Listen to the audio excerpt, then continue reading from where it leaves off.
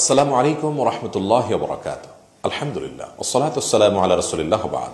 সুপ্রিয় দর্শক, আমাদের প্রিয় নবী সাল্লাল্লাহু আলাইহি সাল্লাম প্রতিদিন কোরআনে কারীমের যেই সূরাগুলো এবং আয়াতগুলো নিয়ম করে তেলাওয়াত করতেন, আজ আমরা সেগুলো আপনাদের সঙ্গে শেয়ার করব ইনশাআল্লাহ বিইذনিল্লাহ। আমাদের সমাজে অনেক মুসলিম ভাই বোন আছে যারা কোরআনে কারীমের অংশ বিশেষকে ওয়াজিফা বানিয়ে নিয়মিত ওই জায়গাগুলো তেলাওয়াত করে থাকেন প্রতিদিন। আর একজন ইমানদার প্রতিদিন কোরআন কারীমকে কিছু সময় দিবেন, সেটা তো অবশ্যই প্রশংসনীয় বিষয়। কোরআন কারীমকে ঢালাওভাবে একদিক থেকে তেলাওয়াত করতে করতে শেষ করতে চেষ্টা করা, সেটা যেমন প্রশংসনীয়, ঠিক তেমনিভাবে একজন ইমানদার নবী করিম সাল্লাল্লাহু আলাইহি সাল্লামের প্রাত্যহিক কোরআন কারীমের তেলাওয়াতের যে রুটিন ছিল, তালিকা ছিল, সেই তালিকাটা অনুকরণ করলে তার মাধ্যমে আমরা অনেক বেশি সওয়াব এবং কল্যাণ অর্জন করতে পারবো ইনশাআল্লাহ বিইذনিল্লাহ। নবী করিম সাল্লাল্লাহু আলাইহি সাল্লামের কোরআন তেলাওয়াতের জন্য সবচেয়ে পছন্দনীয় সময় ছিল রমাদান মাস। রমাদান মাসে তিনি কোরআনকে সবচেয়ে বেশি সময় দিতেন। এ মাসে জিবরিল আলাইহিস সালামের সাথে তিনি কোরআন শোনাশুনি করতেন, তিনি তেলাওয়াত করতেন, জিবরিল শুনতেন, জিবরিল তেলাওয়াত করতেন, তিনি শুনতেন।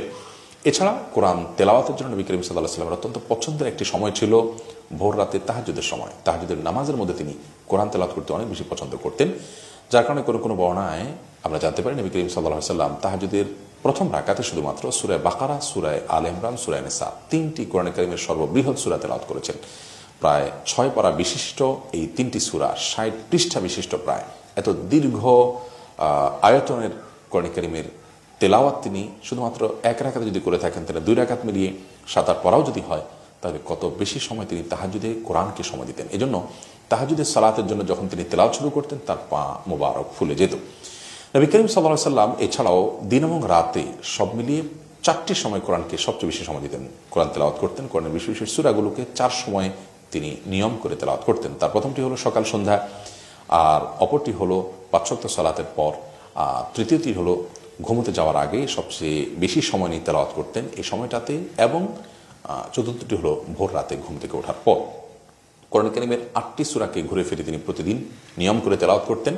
সে 8টি সূরার প্রথমটি হলো সূরা ইখলাস, দ্বিতীয়টি হলো সূরা ফালাক, তৃতীয়টি হলো সূরা নাস, অর্থাৎ কোরআনের শেষ 3টি সূরা, এবং সূরা কাফিরুন 4টি, আর 5 নম্বর হলো সূরা সাজদা, এবং 6 নম্বর হলো সূরা মুলক, 7 নম্বর হলো সূরা ইসরা বা বনী ইসরাঈল, আর 8 নম্বর হলো সূরা জুমার। শেষের দুটি তুলনামূলকভাবে একটু দীর্ঘ আয়তনের সূরা। এই 8টি সূরা নিয়ম করে তিনি তেলাওয়াত করতেন। এছাড়া কোরআন কারীমের বিভিন্ন জায়গাতে খণ্ড খণ্ড যে আয়াতগুলো নিয়ম করে তেলাওয়াত করতেন, তার মধ্যে সর্বাগ্রে চলে আসে কোরআন কারীমের সূরা বাকারার আয়াতুল কুরসি।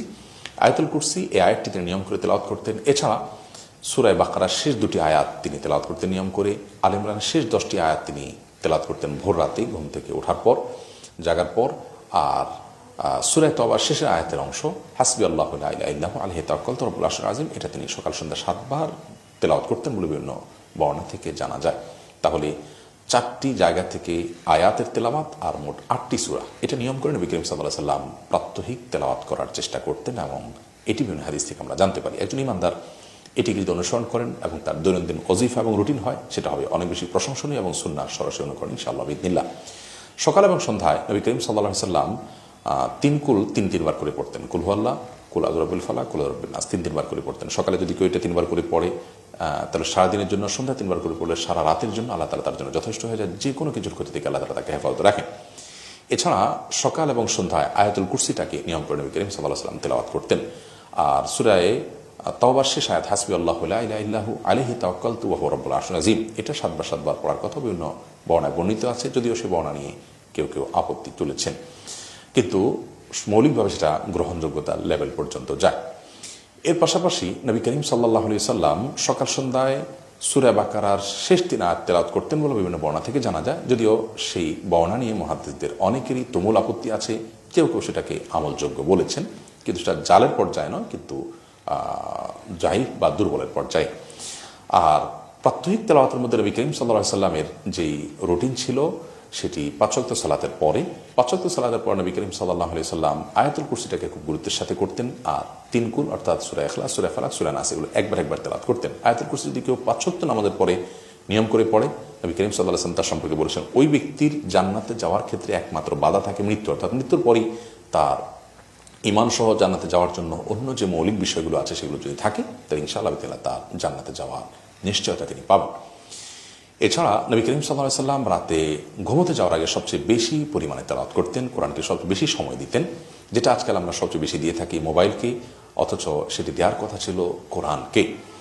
তো নবী করিম সাল্লাল্লাহু আলাইহি সাল্লাম রাতে শুতে যাওয়ার আগে, ঘুমোতে যাওয়ার আগে যে সূরাগুলো তেলাওয়াত করতেন সেগুলো হলো, এই সারাদিনে যা তেলাওয়াত করতেন এই সূরাগুলো রিপিট আবার হতো, অর্থাৎ সূরা ইখলাস, সূরা ফালাক, সূরা নাস, এই তিনও সূরাকে তিনি তিনবার তেলাওয়াত করতেন এবং তিনবার তেলাওয়াত করে এটাকে হাতে ফু দিয়ে পুরো শরীরে যতটুকু সম্ভব স্পর্শ করার নির্দেশনা তিনি দিয়েছেন। আর এছাড়া রাতে ঘুমোতে যাওয়ার আগে তিনি আয়াতুল কুরসি তেলাওয়াত করতেন এবং এর মাধ্যমে শয়তান থেকে একজন মানুষ হেফাজতে থাকে, সেফে থাকে, নিরাপদে থাকে। আর রাতে ঘুমোতে যাওয়ার আগে নবী করিম সাল্লাল্লাহু আলাইহি সাল্লাম সূরা বাকারার শেষ দুটি আয়াতও তেলাওয়াত করতেন। আর এছাড়া রাতে ঘুমোতে যাওয়ার আগে সূরা সাজদা, সূরা মুলক এগুলোকে গুরুত্বের সাথে তেলাওয়াত করতেন। সূরা মুলক সম্পর্কে তিনি বলেছেন, এটা যদি কেউ ঘুমোতে যাওয়ার আগে তেলাওয়াত করে, রাতে তেলাওয়াত করে, তাহলে ওই ব্যক্তিকে আল্লাহ তাআলা কবরের আযাব এবং ফিতনা থেকে হেফাজত রাখবেন। আর সূরা বনী ইসরাঈল, যেটাকে সূরা ইসরা বলা হয়, সেটি এবং সূরা জুমার, এই দুটি দীর্ঘ এবং বৃহৎ সূরা, এগুলো নবী করিম সাল্লাল্লাহু আলাইহি ওয়াসাল্লাম রাতে ঘুমোতে যাওয়ার আগে তেলাওয়াত করতেন। সেই সাথে সূরা কাফিরুন তেলাওয়াত করতেন। তারা রাতে ঘুমোতে যাওয়ার আগে তিনি তিনকুল, সূরা ইখলাস, সূরা ফালাক, সূরা নাস এগুলো তিনি তিনবার তেলাওয়াত করতেন।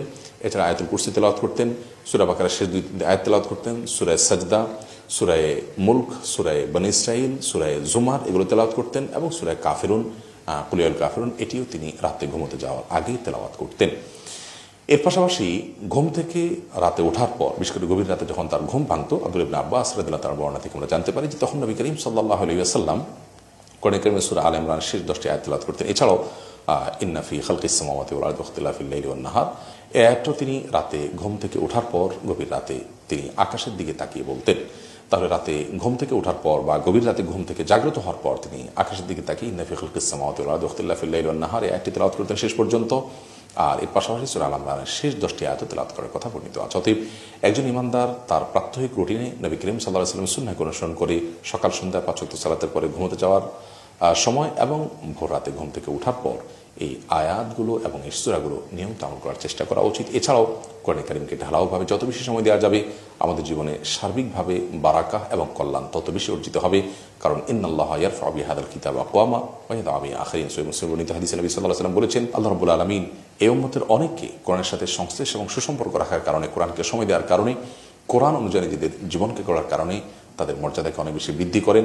আবার এই কোরআনের প্রতি অবহেলা, অবজ্ঞা বা কোরআন থেকে দূরে সরার কারণে এই উম্মতের অনেককে আল্লাহ রাব্বুল আলামিন তাদের মর্যাদা নিচে নামিয়ে দেন। অতএব মুসলিম উম্মার মর্যাদা এবং অমর্যাদার মূল সূত্র হলো কোরআন। এই জন্য কোরআনকে বেশি থেকে বেশি সময় দিতে হবে। তার মাধ্যমে আমাদের জীবনে দৃশ্য এবং অদৃশ্যমান নানামুখী বারাকা আসবে।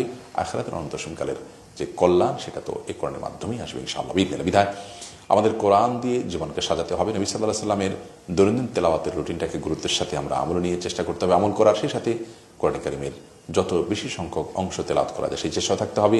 সাধারণ তেলাওয়াতের পাশাপাশি কোরআনকে বোঝার চেষ্টা আমাদের মধ্যে থাকতে হবে। আল্লাহ তাআলা আমাদের সকলকে সেই তৌফিক দান করুন। আসসালামু আলাইকুম ওয়া রাহমাতুল্লাহি ওয়া বারাকাতুহু।